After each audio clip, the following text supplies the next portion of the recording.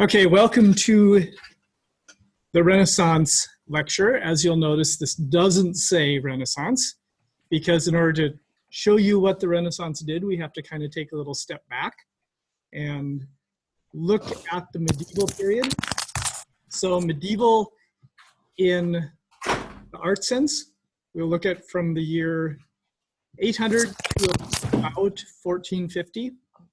And if you look at where Europe was, you have a wide range of things that are happening.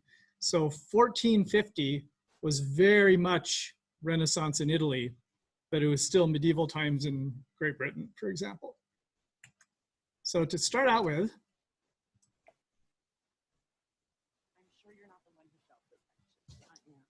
here's a typical medieval painting. And we're not going to concentrate on having to learn any of these, but you should be able to recognize the style. The whole point of art in the Middle Ages was not to show what things really were like. It wasn't to show, oh, this is, the church that I visited, or isn't this a beautiful landscape? It was to give you an idea. And so here, the idea is Charlemagne meets the Pope. And here's this church, and notice that the Pope is almost as big as his church. And Charlemagne would not even fit into the church. He is so big. And you have these guys who are much smaller than the Pope. And if you think, okay, look at, for example, here, this is 4 floors. There's no way that this guy would ever even fit inside his tower. So they're not trying to say, oh yeah, this is what it really looks like. It just gives you the idea. Here is a big person, he must be important. Here's another big person, he must be important. Here are some people who aren't so big, they must not be as important. And look, they met outside this building, which looks kind of churchish. So the idea is the important thing in the medieval, not what it really looks like. Okay, here's another example. Louis IX, who eventually became St. Louis, landing at Damietta in the Crusades. Okay, yeah, I dare say that's not what it really looked like. You didn't have 2 empty boats filled with a bunch of people from the Holy Grail bouncing up against the edge of a castle. Okay, here's a picture from the 8th Crusade. And notice these guys here standing up. What happened to their legs? Do they even have legs? You've got little castles at the end of the boats. And of course, this dear legless king is here talking to all of those people. And this is a common theme, especially in the East. You have a couple of important icon ideas. And we're skipping the whole Byzantine part of art, but this is one of the main of the 2 icons where you have Jesus and Mary. But notice in here, Jesus is basically this 1.5 foot tall adult. And he's just sort of standing there. Oh, we got a few people more to admit here. So he's just standing there next to his mom, looks nothing like a baby. There's no attempt at realism. There's no attempt even to cure poor Jesus's broken foot here, which has got to be painful. But the idea is to look at this and to say, oh yes, Jesus and Mary, and to worship them. It's not to be realistic or anything.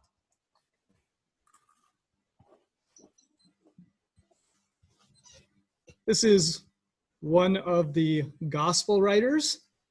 And if you ever thought that studying gave you a crick in the neck, this poor guy here who knows how long he's been dead from that broken neck, but he's still writing in his book. Okay, this is St. John, and he is dictating his letters while he's in exile on the island of Patmos. And this is a great example. Here you have God giving his little, I am giving you, John, the words. And John making the same little gesture, giving it to his amanuensis, the guy who's writing it. And he is sitting, his stool is in this valley. His feet are in this valley. This has got to be a really strange island that you can have such large furniture. And John is himself as big as this mountain. So the whole concept of this is simply to show, yep, God gave it to John, who gave it to the scribe, and yeah, he happened to be stuck on this.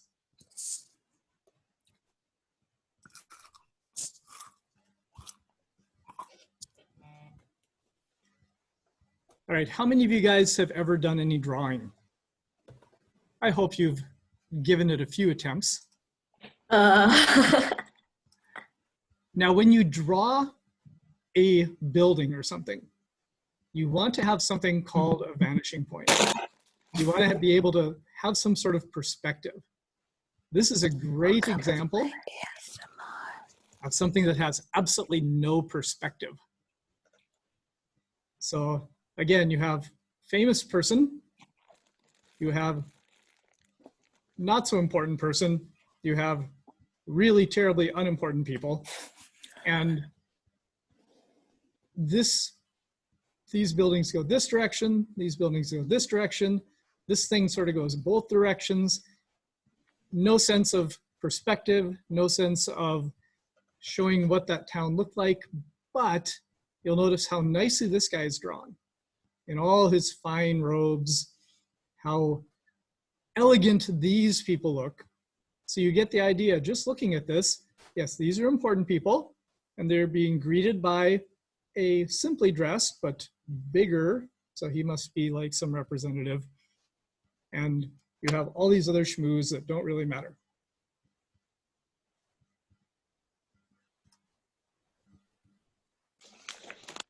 Another good example, this is from 800s. This would be, or 900s. Okay, there's no way that person's even going to fit in the door of that house.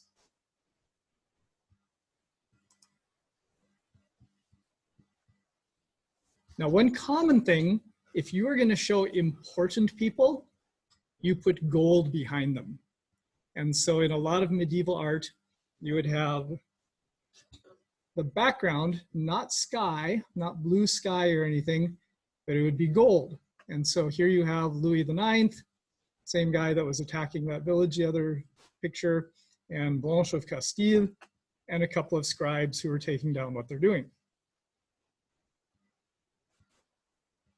All right, so now we get to one of the things that will actually be, we've had a little background. Now we're going to talk about some things that you can actually see around here and some important parts. Romanesque architecture, and this takes place during what we call the High Middle Ages.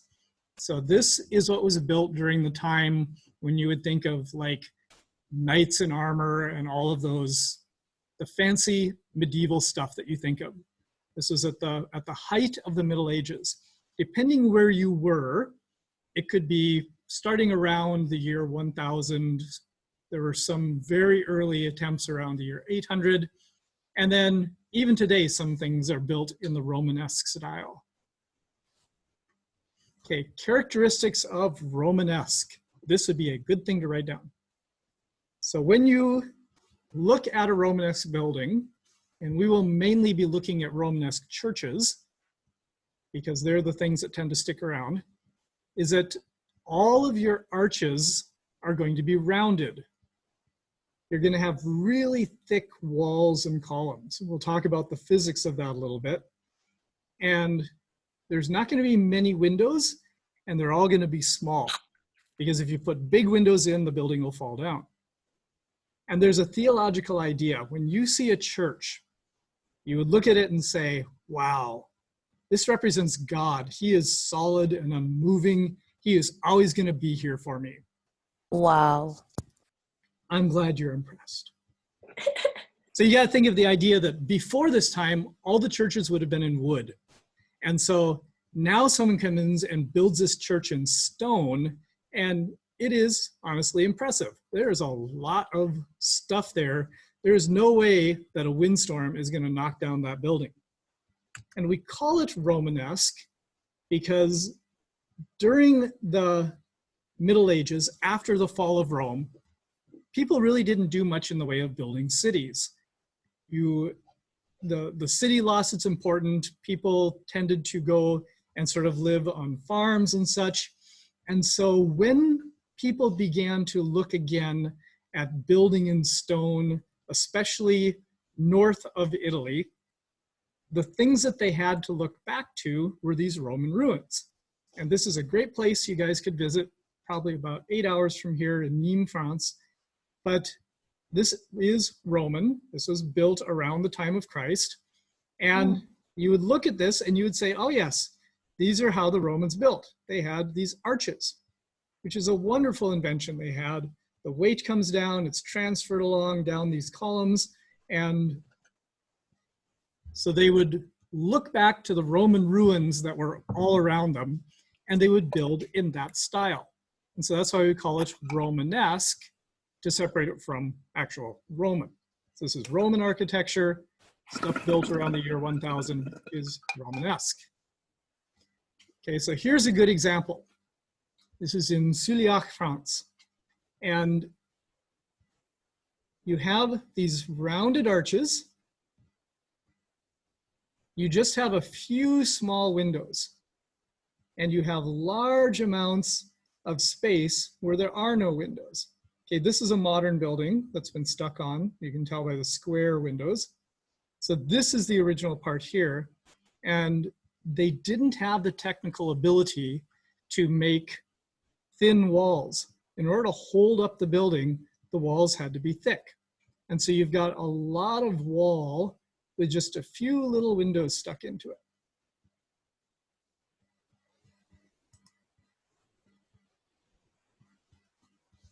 Here's another good example. Now, when you were in the Middle Ages, in the year 1282, and you walked up to this thing, that would be an impressive block of stone. I mean, even today, that is just an impressive thing to see all of that stone. But if you look at the amount of wall compared to this window, there's really not much there in terms of windows and such. Another example, a lot of wall, little round windows.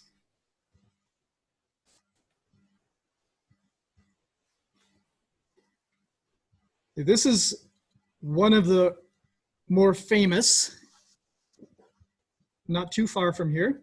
And this was an abbey that was built in, well, renovated in 1104. And the story goes that this was on a pilgrimage route. And the abbot knew that if I can build a really cool church, all these pilgrims will come by. And of course, pilgrims like donate stuff. So I want to make it so I will draw lots of pilgrims, and then our church will get really wealthy and we'll have lots of things for our monks. And so he started building this church, and you can tell it's in the new Romanesque style. Rounded arches, got these carvings. This is called a tympanum. You don't need to know that, but they would often put really cool carvings right here so that everyone would be really impressed as they walked into church. Lots of space with not much window. But as time went by, the abbot had to tax the town in order to pay for the church. And he got so into this building project that he taxed the town more and more until eventually the town rose up and said, that's it. And they killed the abbot and the church was never actually finished. So yeah, the lesson being, if you're going to build a really cool church and you want both towers, don't tax your town until they overthrow you. All right, first piece you need to know. Okay, so this is the Church of Saint-Foy, or it used to be called Sankt Fideskirche. in Sellerstadt. So this is about 40 minutes away. It's near between Colmar and, if you guys, when you go next year up to the concentration camp, you'll go right past this place. And Can we go? Well, not this year, but next year for your field trip. Oh, okay. Yep, so that's the field trip. You guys go up to and you'll go right past this town. And this was one of the first, 1087, this church was built. And this is a great example of Romanesque. They built this wall and they wanted some light. So they put these little tiny windows in.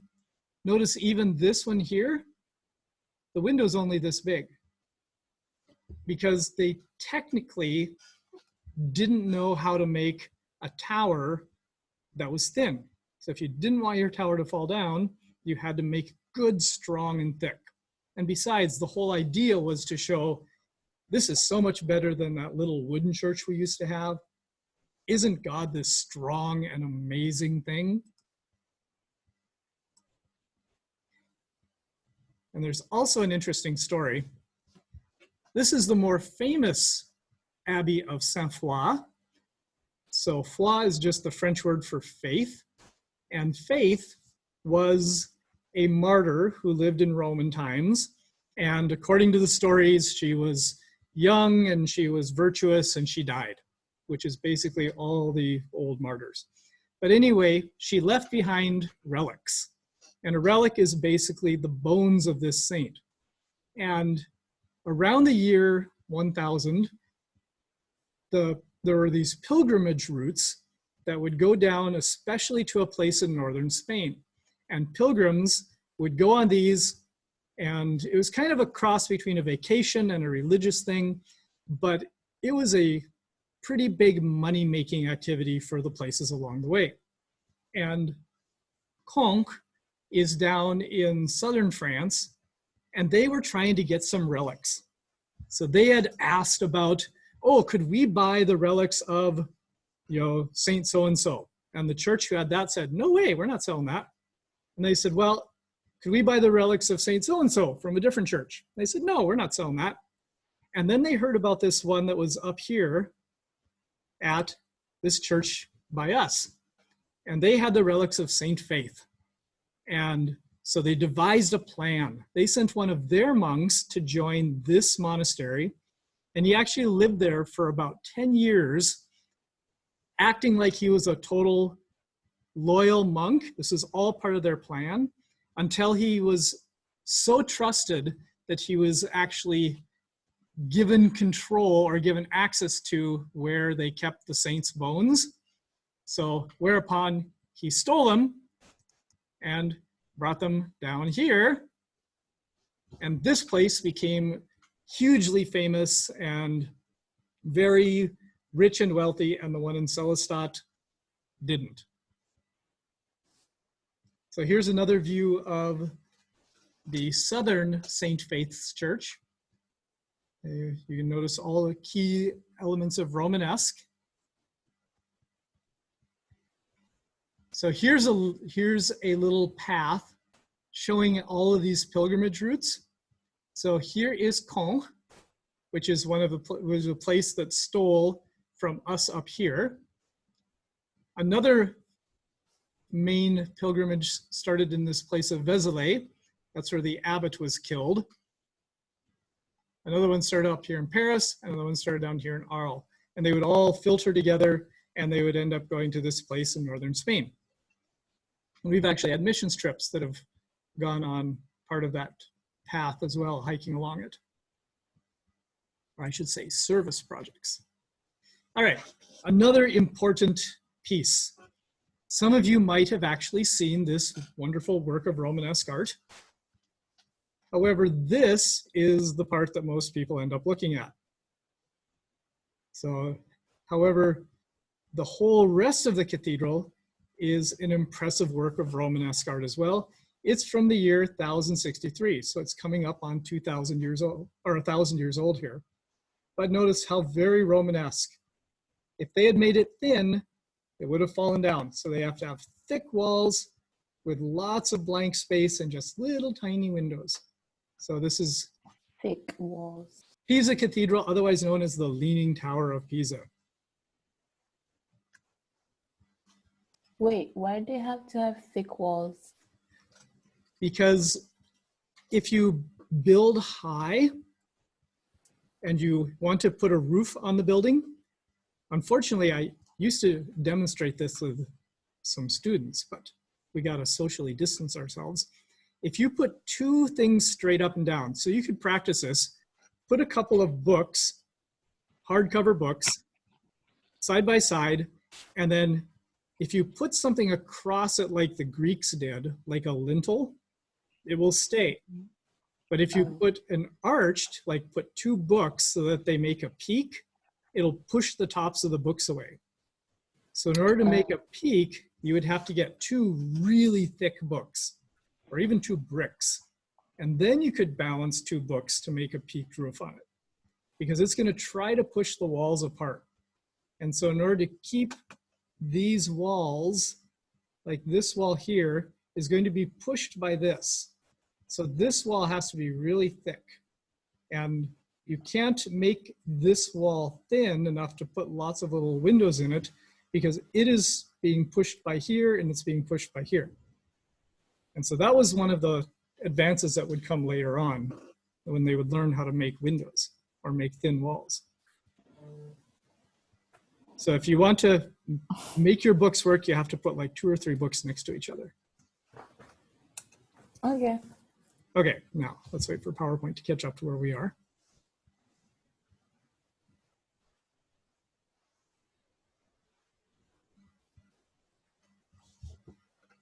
Any questions while we wait for this really slow computer? There we go. All right. Now they were doing some things of art, and this is in 1070. This is the Bayeux Tapestry. It's really not a tapestry, it's an embroidery, kind of like a comic strip. It's quite long. I have a book here. When we ever get back to school, I can show you all of it, but it shows the story of the Norman invasion of England. And the people are relatively accurate to each other in size, but there's really not much idea of perspective. You have this person here, you have this person here. They don't look the hand, the face. Again, the idea is to show what is going on. So the Bayeux Tapestry is one of our oldest forms of this art, and it's a really good example of the type of art that was happening in the Romanesque.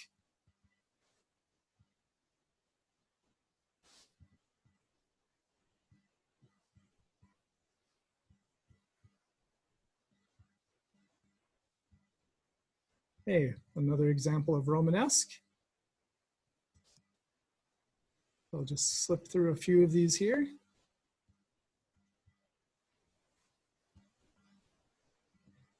This is one of the more famous ones in England, if you ever end up that way. And this is a cathedral where they did actually, it fell down the first time they built it, because they tried to make the tower too thin and they didn't have the technology to be able to do that, and so it collapsed on them. This is an example of a tympanum. The figures, we're just gonna worry about, don't have to memorize these. This is from Vézelay, where they ended up killing the abbot. But the figures are sort of tall and skinny and stretched out. This is a scene of the Last Judgment. Christ is saying, y'all are good, y'all are bad. And sometimes they would show rather graphic scenes of what would happen to the bad. All right, so this is Vézelay Abbey, the one that got completed, the one that didn't. And I will put this slideshow up so you guys can look at it. Notice the figures, and we'll compare that with the Renaissance figures later on. Right, now we get to the Gothic. And Gothic is a word that has changed quite a bit in meaning over time. Nowadays, when you think of a Goth, you think of someone who like uses black makeup and dresses all sort of like countercultural, or at least tries to be. You go back 100 years, Gothic meant something like a Gothic novel, Frankenstein, or something that was the Hunchback of Notre Dame, something along those lines, Phantom of the Opera. And if you go back even further, Gothic was actually this change of style that came in the late Middle Ages. The reason that they called things like Frankenstein and Hunchback of Notre Dame Gothic is because they were set in these Gothic buildings. And then the reason we call people like the fellow who lives in the server room in IT Crowd a Goth is because they then go back to these Frankenstein type novels. But the Gothic period was actually characterized by light and thin walls. Suddenly you had churches that were open and airy and full of color. And so Gothic architecture is actually quite beautiful and sort of light. The big advance is a flying buttress, which I'll explain what that is. And it allows thinner and higher walls. Arches are pointed. What this does is it allows the forces to go more straight down instead of going side to side. And so you can have a lot of large windows. And the theological idea, instead of God is solid, is that God is light. God is this airy, and he is going to illuminate you from the darkness. And this is considered the very first truly Gothic church. And you'll notice there isn't much change on the outside because they're still working at this. They have more windows, but they still have straight up and down walls. But on the interior, the effect of these new ways of making the walls meant that you could have a lot more light where you didn't have your walls overly thick. So this is the interior of the Saint-Denis Cathedral, sort of the national church of France. And this was one of the very first to be done in the Gothic style.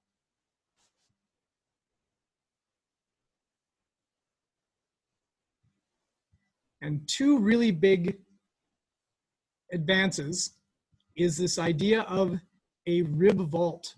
Now, when you put your books together and you had the two arched books pushing straight on the walls, a lot of the force went sideways. With these vaulting, now a lot of the weight goes down. It goes down from here into the column. And so more of the weight is going vertical.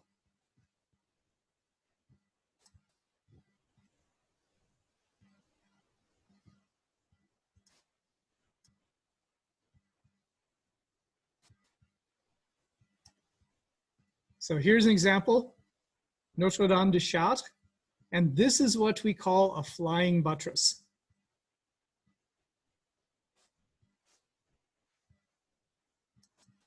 I'll show a daytime picture here. Maybe. All right, so basically what these are is these are supports that hold up the wall. And so instead of having a really thick wall to hold it up, you just simply have, it's like someone is sort of standing there with an arm holding up the wall. And because this is set apart, it is flying away from the wall, and it has this little arm reaching over and holding it up. You can make this wall really thin because it isn't supporting anything. This is what's supporting it. And so you could actually cut this wall out and put a window in if you wanted. In the most famous Gothic cathedral, and this is one that you do need to know, is Notre Dame in Paris. So how many of you guys have actually seen the Notre Dame in Paris? Well, before it burned. Well, yes, I will say that now it looks a little different. So this was taken in January. The fire, basically, the fire burned this part here, and this was made of wood, but it's only from the 1800s. So it was a relatively new thing, and it burned off. This was ancient. This was original here, but for the most part, most of the stone has survived, and especially the glass windows have survived. Now notice here, you can see really well the flying buttress. This is what's holding up the wall. These walls are very thin. They have pointed arches. And even today, you can still see that the walls are thin. These rose windows survived, which was very fortunate. I raised my hand. I can't see the hand. Just speak out if you have a question. Oh. So here's a side view this is actually to scale what the flying buttresses at Notre Dame look like. This is a person. In the Romanesque, the wall would have had to have been this thick. Now they can make the wall this thick, put in lots of glass, and then you have all the force going out to these big buttresses, which are set far enough away that light can still get in here. And so it's Wait, did they walk on them then? What's that? Did they walk on them then if there's a person there? You could, like the Hunchback of Notre Dame went running around them all. But they don't actually allow people. If you were one of the caretakers and like one of the people who is responsible for watching over it, then you would wander around up there and do fixing. So if you want to think of this as a person with an arm out, sort of leaning against the wall, helping hold up the building. Mr. Olson, Yeah? Abiel has a question. Yes, Abiel, speak your mind. I can't see the chat, unfortunately. Hello, Abiel, are you there? Oh, sorry, I was on mute. Come back to it later. Doesn't matter right now. Okay, so here's another good view, what it looked like before this thing fell apart. But you can see all of these little hands reaching out, holding up the wall, letting in lots of light. So if you go inside, okay, this is a rose window. This is another key factor in Romanesque or Gothic, that now that we've got thin walls, we can put in big windows. And a rose window are these big round windows that they would put up in the ends. And so this is a rose window. These are called lancet windows, which you don't have to know for this class, but you would have these lancet windows, you would have stained glass filling the church with color, and then usually at the ends of the church, or even in Notre Dame at the sides of the church, you would have the rose windows. Okay. However, statues still stayed pretty weird looking, almost like caryatids, although they aren't supporting anything. And so you've got these stretched out, not overly realistic statues. Okay, this next piece is one of my favorite churches. It's really hard to get a picture of it, so you'll excuse the fact that I stole a stock picture. But this is the Sainte-Chapelle in Paris. And this was actually built as a reliquary, as this church was built solely to hold a relic that the king had bought. So he had someone who said, hey, I have the crown of thorns of Jesus. Would you buy it from me? And the king was like, of course. And the cost of building this church was less than what the king paid for the crown of thorns. So yeah, someone got a good deal off him, I would say. But this, notice you have the buttresses here, but they don't go out. It was built in the courtyard of this other building. So where you're standing now, there is a building all the way on all four sides of you. And so you would have to stand all the way in the corner and use a fisheye lens to get this picture. They had no room for flying buttresses. So what they did here, notice we're at 1248, is they actually made the buttresses go inside the building. So instead of being a person standing outside and pushing in, the person is like he's inside pulling. So if you go into the basement of the Sainte-Chapelle, and if you ever go there, I strongly suggest you take the tour. This is, I would say this is the coolest place in Paris. Here are the flying buttresses on the inside, pulling the building back toward you.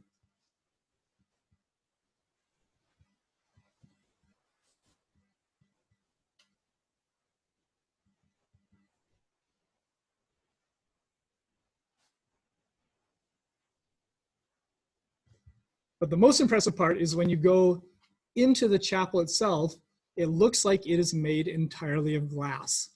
And the impressive thing is that this is made of thousands of tons of stone. It is a stone building. It is incredibly heavy. And yet, if you were in the Middle Ages and you walked inside there, you would think that you were simply surrounded by glass and color. You hardly notice the stone at all. And so this is sort of the epitome of the Gothic, that whereas a Romanesque, you notice the stone and you think, yeah, God is a rock. You walk into one of these churches and you're like, wow, there's not a bit of stone to be seen. It's blue sky up here, bright colored sun around here. God is light. Here's an example up close to the altar. These massive stained glass windows with just a little thin bit of stone holding it together. Yeah, our final piece of Gothic that we're going to look at, if PowerPoint catches up with us, is the cathedral in Milan. So, Jacob, if you are with us, so this is relatively close to you. This was done in the late Gothic, 1365, wasn't finished until, yeah, maybe some of your parents were around. And this was sort of, they went overboard. They still have the flying buttresses. If you're happy and you know it, clap your hands. But I forget the number exactly, something like 1,000 spires that they scattered all over the top of this building. And so this is a huge, decorative, sort of like over-the-top Gothic church. And I've only seen it once and it was covered in scaffolding. And I never got a chance to go inside. Okay, so here's just another example. Gothic pointed arches. So when I show you pictures and say, all right, which period does this come from? If it has a rose window, it has pointed arches, if it has lots of little spiky bits waiting to impale any skydiver, then you know it's probably Gothic. All right, the Renaissance. I have a chance, today we're just going to sort of tease you with the Renaissance, tell you how things changed from being medieval to Renaissance. So once again, this is your typical medieval painting. Out of proportion Jesus, gold background, no sky.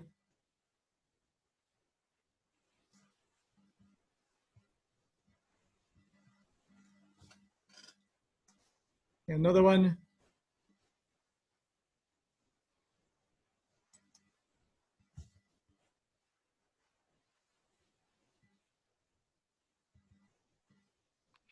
Does anyone have a pencil I can borrow? Oh, sure, I've got several here. Okay, because I ran out. Just come by the window. Okay. All right. The first piece of Renaissance art you need to know. Okay, this is by a fellow named Cimabue, and he is often considered the last medieval artist, or the last in Italy, I should say. And he painted these two. This one is in Florence. You guys might see it on senior trip. This one's in Paris. You guys will see it anytime you go to the Louvre. And This is a very common theme, Christ in majesty. Notice Christ is a little more kid-like than in that Russian icon, but not entirely. He's still basically, maybe he's 10, okay? But he's still adult proportion, kid-sized. The people along the sides are looking a little more normal, but they're still very flat. There's no 3D to them. So this is the way that late medieval paintings, you had a person, they were realistically proportioned, not like that John who had his neck broken while he's trying to look at the painting, but they're still very flat.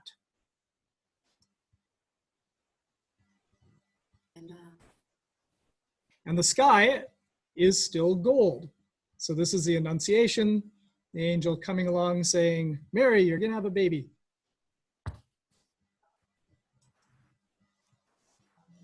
And perspective is not entirely there. So when you go back and look at this PowerPoint, you can take a ruler and lay it along here and lay it along here, and you'll notice this line and this line never meet. They're parallel. Okay, this line and this line don't meet, and this line and this line, they do not converge on a point. By 1300, they knew something is not quite right. There should be a way that I can make perspective happen. And so I will make this line angle and this line straight, but they still hadn't realized that these lines should converge. They turn off the music. Okay, by 1500, Leonardo da Vinci, they had mastered perspective.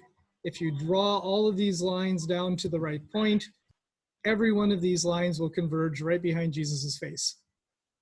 And we will talk about that a little bit more. Okay, here was the first master of perspective. This is the first painting that really showed it off. And we'll have a little video today that will explain that one. But I'd like to compare these two. Cimabue, 1285, last medieval painter. Giotto, 1310, often considered the first Renaissance painter. And this guy was his student. So they did the same scene, but notice the difference, and especially if we zoom in. Here you have Mary, her face is flat. Here, you suddenly have 3 dimensions. Okay, Jesus is looking maybe a little more like a fat baby, but you can actually see that this baby has shape. Okay, here, they've just flat cartoons. So here was a major step forward in what Giotto did. And his most famous place is called we'll call it the Arena Chapel. And this is in Padova on the way to Venice. And I strongly suggest you guys stop in there. And here he painted all sorts of scenes from Jesus's life. And I just love the expressions that he put on the people. You can tell they are now 3-dimensional. He hasn't quite succeeded in perspective, but he's definitely not Renaissance anymore. So compare medieval, same scene. Mary with the dead Jesus, Mary with the dead Jesus.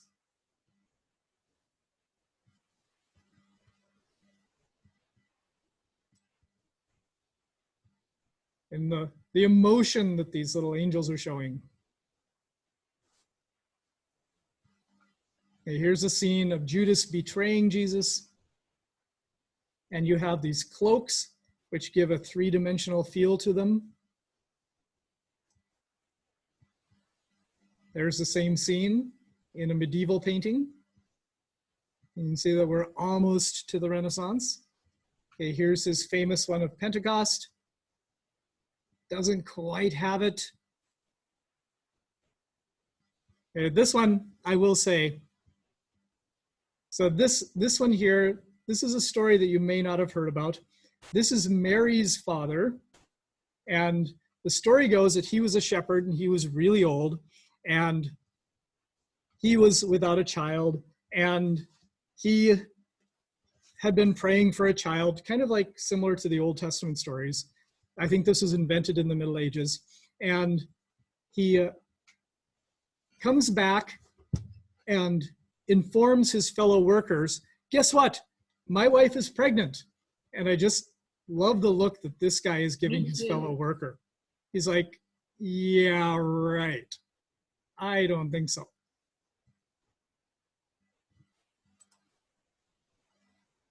So yeah, we've got, you can convey this and guy's entire attitude toward what Mary's dad is saying in that one.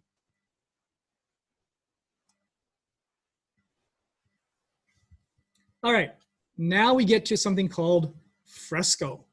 So this is one of the terms. This is where you would paint using fresh plaster. You would basically put the color into the plaster, which is one reason why these paintings are still totally bright today, is that they actually would color the plaster. And scientists looked at this little chunk here and figured out how many days it took him to paint it. So on day 1, he did this much. Day 2, he did this much. We're not sure about where those two end. Day 3, he did this. So all he did on day 3 was that guy. Day 4, he did that. Day 5, 6, etc. And this is called the day's work. We won't worry about the terminology in Italian for this class, but this is called fresco, painting in fresh plaster. Mr. Olson, no, we should talk about the Italian words. That's called the giornale, the amount that you did in a day. So this would be 1 day work right here. This little bit here where he did these 2 angels. And so we could say, oh yeah, it took Giotto 9 days to finish this. It would take me months. And my giornale would be probably about the size of a postage stamp. Okay, another great late medieval piece. And the purple ones, these are ones that you'll need to know. You'll have your list tomorrow. The Très Richeur de Duc de Berry. And unfortunately, this isn't in the Louvre. You have to go to Chantilly to see it.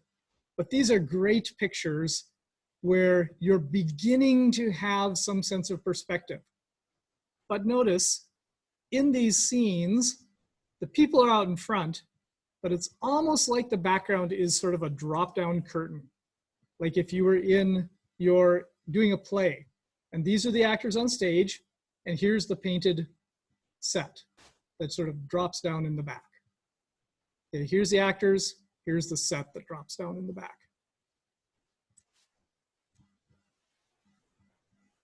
But the people themselves, this part is sort of rendered in 3D, even though this still looks just like a flat painted in the back. And our last pre-Renaissance piece. This is actually Northern Renaissance. We'll talk about this more when we get there. But this is Mary. She is being told by the angel, you're going to have a baby. Here's Joseph working in his carpentry shop. And notice here how this table doesn't quite match. This bench doesn't quite match. The guy knows it should bend, but he hasn't worked out the math yet.